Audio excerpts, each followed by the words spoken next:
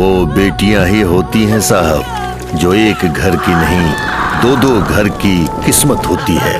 और जब उसी बेटी पर अत्याचार हो जाए तो समझो उस घर का विनाश निश्चित है। ये कहानी ऐसी ही दो बहनों की है, सीता और गीता।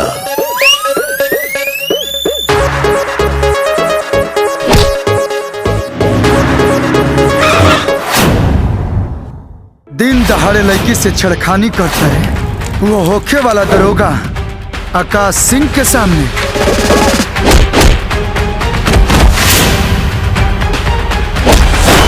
वो दिनवा तब बिना नामे पता बतौले गाड़ी में बैठलू और निकल गलू ठंडे ठंडे। अब पूछा तारू हम के।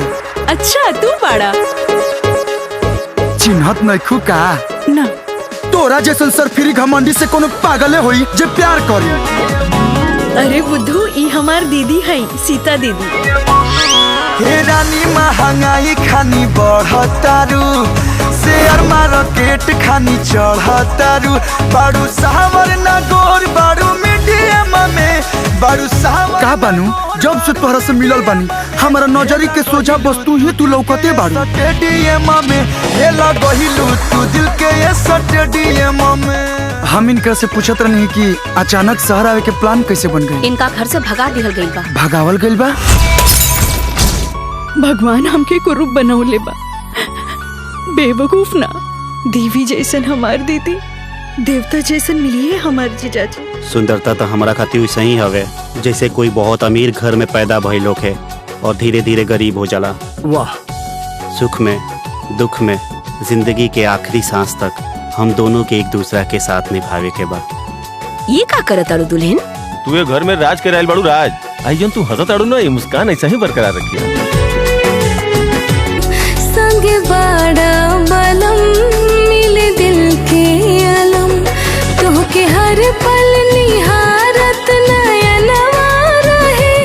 जब चमकत आकाशवा में चनवा रहे। तू कहले रहलू ना कि देवता समान मिली तोहरा के जीजाजी, तू एकदम सही कहले रहलू। हाँ। हम बहुत खुश मानी गीता। 3.5 करोड़ रुपए तक दे चुकल बाड़े हमारे बाबूजी, और वो कहता ने कि और मांगा। जो ना पापी के दुनिया के अदालत सजा ना देवेला ओकरा के सजा दी ना हम।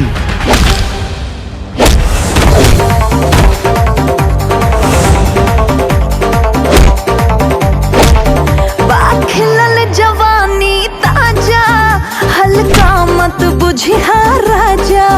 छुआ देव से खोट हो जाई केहू के नहीं खे अंदाजा। अंगे अंगे परमाणु बम झूठी पड़ी हुस्न के सामने उ खत्म। जे भी पड़ी हुस्न के सामने उ खत्म।